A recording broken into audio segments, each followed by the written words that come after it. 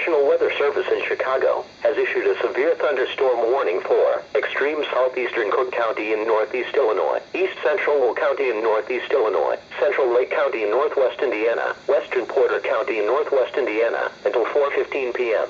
At 3:19 p.m., National Weather Service Doppler radar indicated a severe thunderstorm capable of producing quarter-size hail and damaging winds in excess of 60 miles per hour.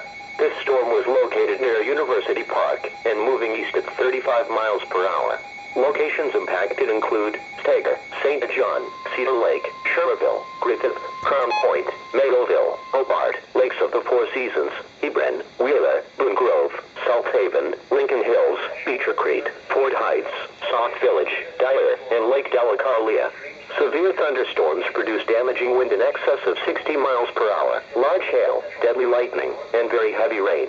For your protection, move to an interior room on the lowest floor of your home or business. Heavy rains flood roads quickly, so do not drive into areas where water covers the road.